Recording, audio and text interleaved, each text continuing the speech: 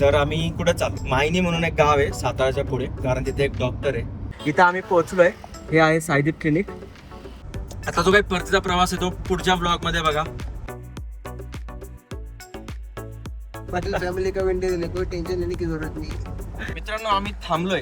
का थांबलोय एका मिनिटात सांगतो तुम्हाला. मित्रांनो आम्ही पोहोचलोय वाईच्या गणपतीला.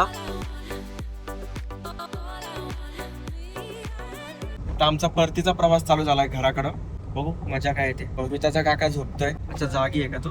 किती वेळ ते माहित नाही पण जागे. आमचं असं ठरलंय की रस्त्यात वाईच्या गणपतीचं दर्शन घ्यावं आणि मग पुढे निघावं. सो ऑन द वेच आहे म्हणून म्हटलं की आपण जाऊ.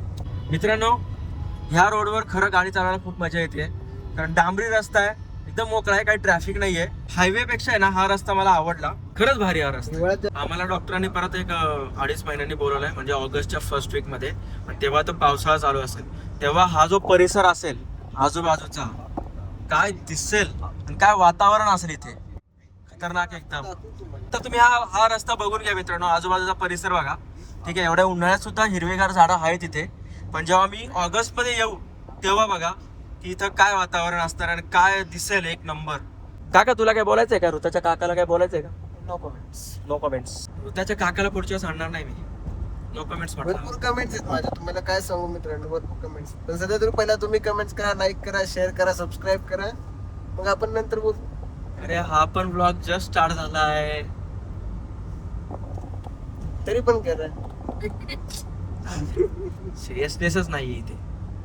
आमची ऋता आता थोडी पेंगतीये. ठीक आहे, ती पेंगेल तर चांगलं राहील, म्हणजे जरा शांततेत झोपेल, तर म्हणजे जरा मलाही गाडी व्यवस्थित चालवता येईल. कारण ती मागून नुसती पप्पा पप्पा करते. नाही करते का? म्हणलं काय मागणी आता मारते तुला ती म्हणून नाही काय नाही नाही, आता मी तर नाही करत. बघा पप्पा ए पप्पा चालू आहे तिचं मगाचपासून रस्ता. टेन्शन घेऊ नका मित्रांनो. हेवी 17 वर्षाचा अनुभव आहे गाडी चालवण्याचा, त्यामुळे तुम्ही टेन्शन घेऊ नका. हेवी ड्राइवर है अपना. हेवी ड्रायव्हर आहे. ये इंडिया का विंड डीजल है, पाटिल फैमिली का विंड डीजल है, कोई टेंशन लेने की जरूरत नहीं. कुछ भी मित्रांनो मी इथे एक गोष्ट दाखवायला थांबलो. हे बघा, औंध इथून फक्त 6 किलोमीटर आहे आणि आम्ही आहोत सातारा जिल्ह्यामध्ये. हे तिथला आणि अजून इथे पिंपरी पण दिसलं होतं मागाशी आम्हाला. पिंपरी पण होतं, मागाई का पुढे माहित नाही, परत दिसलं तर सांगेल. आणि अजून कोणतरी एक गाव दिसलं होतं असं, जे आपल्या पुण्यात आहे असं कोणतरी गाव दिसले होते मागाशी. पिंपरी झालं, औंध झालं, अजून एक होतं कोणतं तरी, आठवलं की सांगतो मित्रांनो. हाय ना पुढं. त्यामुळेच तर मी हा इथे मॅप चालू ठेवलाय ना, की आता बघ इथं टर्न कळत नाहीये की रस्ता कुठे. तर ह्या मॅप मध्ये बघायचं, म्हणजे अंदाज येतो की कोणत्या साईडला रस्ता वळतोय. ठीक आहे, म्हणून तर म्हटलं ना, 15-16 वर्षांचा अनुभव आहे मित्रांनो. समजलं? Is wind diesel of Patil family. पहिला विंड डीजल आहे ज्याच्या डोक्यावर केस आहेत एवढे. खरे भरपूर केस आहे माझ्या डोक्यावर. चला जरा गाडी चालवतो. A few moments later. मित्रांनो आम्ही थांबलोय. का थांबलोय एका मिनिटात सांगतो तुम्हाला. आम्ही थांबलोय कारण माझ्या बायकोला पाहिजे घरात धुणं धुवायला एक दगड. ठीक आहे, इथं जस्ट विहीर खणलेली दिसते मला, आणि हा त्या विहिरीमधलं निघाले दगड आहे.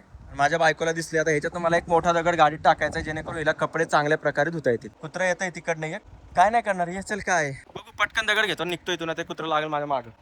चल, फायनली तिथून एक दगड उचलला मी, आणि तो हाय खूप मोठा आहे आणि मरणाचा जड होता. हालत खराब झाली माझी. मला वाटलं तर हलका हाताने उचलायला गेलो, लय जड निघाला तो. चला असू द्या. चला आता गाडी वळवतो. आम्हाला जायचं या साईडला, इकडे जायचंय. आम्ही हे बघून रिटर्न आलो. चला बघा मित्रांनो, वडाची झाडं आणि त्यांच्या मधून जाणारा हा रस्ता. असे मोजकेच रस्ते राहिलेत आता मला असं वाटतंय महाराष्ट्रामध्ये. आमच्या गावाकडे जाणारा रस्ता पण असाच होता. संभाजीनगर ते जळगाव जाणारा जो रस्ता होता, सिंगल असाच रस्ता. अशाच आजूबाजूने मस्त वडाची झाडं होती आणि मधून तो रस्ता जायचा आणि खूप भारी वाटायचा तो रस्ता. तसंच सेम आज फिलिंग आलं ते बघून. हायवेचं एक्सपॅन्शन चालू आहे, त्यामुळे हे झाडं तोडली जात आहेत. मित्रांनो परत एक ब्रेक घेतलाय. ऊसाचा रस मिळालाय आम्हाला. आताच नेमकं आहे ना, वरती ढग आलेत, त्याच्यामुळे ऊन नाहीये इथे, पण बेकार ऊन तापतंय. आणि ऋताचा काका आतमध्ये फिरताय वडाच्या पारंब्याच्या आतमध्ये.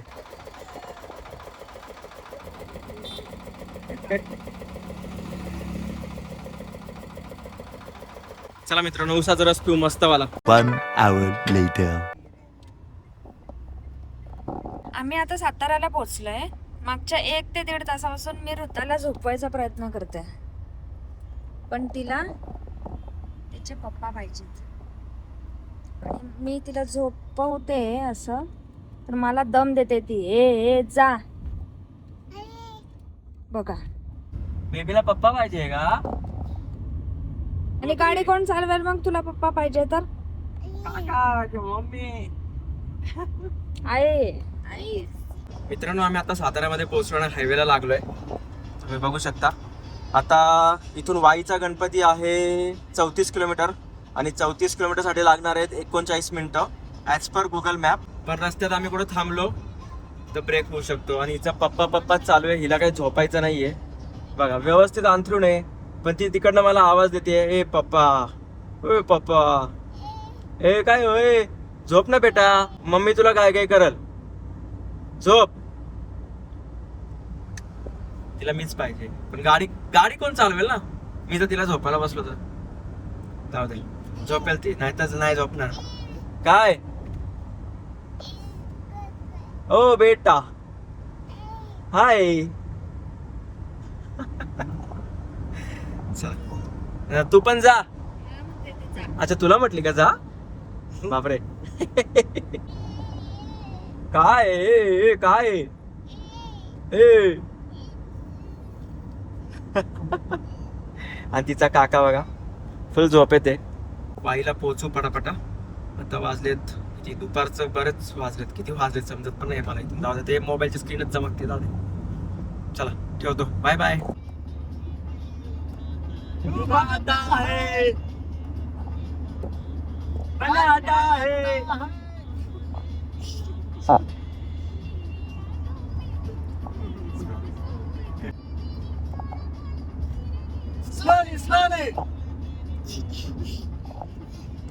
Slowly.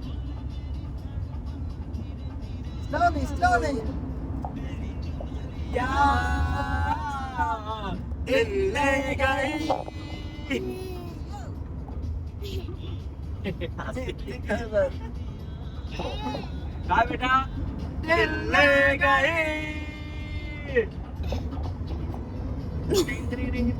हाय मित्रांनो, आमचा रिटर्न जर्नीचा पहिला टोल. मागच्या ब्लॉग मध्ये तुम्ही बघितलं असेल की येताना हा दुसरा लागला होता, जाताना आता हा पहिला लागलाय. साताऱ्याच्या पुढचा. जाताना यांच्या हातात गजरे होते, आता यांच्या हातात pungi. Pungi? पोंगे? What is that pungi? What is पोंगे? पिवळे कलरचे पोंगे. अच्छा, पोंगे. Pungi. Bobbies, you know Bobbies, guys. Bobbies. Not Bobby Deol. It's Bobbies. Yellow Bobby. जे आपण फिंगर मध्ये घुसून आम करू शकतो, that is Bobby's. Oh my god. गजरेवाले कुठे गेले? गजरेवाल्यांचे गजरे. खराब झाली. तुला काय वाटलं मी सुरात गाणं म्हणणार आहे? Yes, I am not Shriman legend. मित्रांनो, या ऋताचं काय चाललंय, तिला झोपायचं नाही अजिबात, पण गाडी थांबली नाही पाहिजे.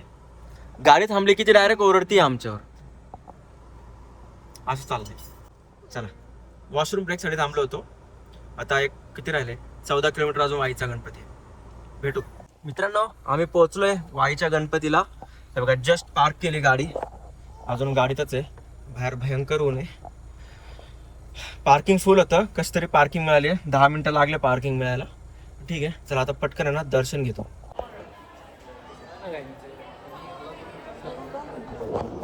बघितले मित्रांनो किती गर्दी, भरपूर गर्दी आहे इथं. आणि ऋताला गरम पण होते आणि झोप पण येते. खांद्यावर झोपली येते. 5 मिनटं झाले लाईनमध्ये लागलो आहे, 10 मिनटं लागतील अजून, पण ठीक आहे. गरम खूप होतं. मित्रांनो, आमचं दर्शन झालंय. हे आहे गणपतीचं मंदिर आणि त्या साईडला आहे काशी विश्वेश्वराचं मंदिर. आम्ही जेव्हा 3.5 शक्तिपीठाच्या ट्रिपवर होतो तेव्हा इथे आलेलो होतो पहिल्याच दिवशी. पण काय आहे ना, ऊन एवढं आहे की त्यामुळे विदाऊट चप्पल इथं चालणं खूप अवघड आहे आणि पाय पूर्ण भाजत आहेत खालून. त्याच्यामुळे जास्त शूटच नाही करू शकलो. आणि गरम पण एवढं होतं की आधी गाडीत बसलो आणि AC चालू केला आणि ऋताला गाडीत टाकले आम्ही. आता नॉनस्टॉप आम्ही घरी जाणार आहे. कुठं खायला थांबायचे आपण? काय प्लॅन? भूक लागलं बघू. ओके, ठीक आहे, आता डायरेक्ट घरी निघू. भूक लागली तर कुठेतरी थांबू. आम्ही जेव्हा 3.5 शक्तिपीठाच्या ट्रिपवर होतो तेव्हा मला वाटतं आम्ही 5 जानेवारीला ट्रिपला सुरुवात केलेली होती आणि तेव्हा सुद्धा ह्याच रोडने आम्ही वाईच्या गणपतीला आलेलो होतो. अजून सुद्धा त्या रोडचं काम कम्प्लीट झालेलं नाही, चालूच आहे. ट्रक केवढ्या जवळून चाललाय. मित्रांनो फायनली आता लागलोय आम्ही हायवेला. इथून घर आहे 90 किलोमीटर आणि गुगल मॅप नुसार काका कुठे आहेत 2 तास 14 मिनिटं लागणार आहेत गुगल मॅप नुसार. आता एक्झॅक्ट किती वेळ लागतो हे तर आता कळेलच. रस्त्याच्या पुढच्या कंडिशन आणि ट्रॅफिकवर ते डिपेंड करतं. हायवेला लागून पहिलं डायव्हर्जन आलंय. इकडचा बोगदा चालू झालाय तर त्या बोगद्यातून आम्ही जाणार असं मला वाटतंय. आय एम नॉट शुअर पण बघूया. म्हणजे जो नवीन बोगदा आहे खंबाटकी घाटाचा त्या बोगद्यातून जाणार असं मला फील होत आहे. पण बघूया तुम्हाला पण दाखवतो मित्रांनो. समोर व्ह्यू बघा. आहा खतरनाक. हे पुणे मुंबई एक्सप्रेस हायवेचा पण असंच फील होईल है ना. आपला जो मिसिंग लिंक वाला टनल आहे नाही का ते बघ न्यू खंबाटकी टनल आहे बघ त्याच्यावर दिसलं का ते नाव घेशील. नवीन टनल आहे आपला खंबाटकी घाटाचा त्याच्यातून आपण जाणार आहे. निवांत जाऊ काही घाई गडबड नाही. बोगदा खूप छान आहे. मस्त लाइटिंग वगैरे लेन वगैरे प्रॉपर आहे. रिफ्लेक्टर्स आहे त्यामुळे हेडलाईट लावायची गरज नाही पडते पण तरी पण लावलेच फॉर सेफ्टी. मी त्या खंबाटकी घाटाच्या वरतूनच बघितलं होतं जाताना की आपण नवीन रस्त्याने जाणार आहे. आता बघूया. हा समोर बघ कसं भारी दिसतंय. हा नवीन पूल आहे. आपण खंबाटकी घाट तिथून स्टार्ट केलता तिथपर्यंत असा फुल टर्न आहे. दिसतंय ना व्यवस्थित बघा मित्रांनो कसला भारी दिसतंय. अजून पलीकडच्या ब्रिजचं काम बाकी आहे.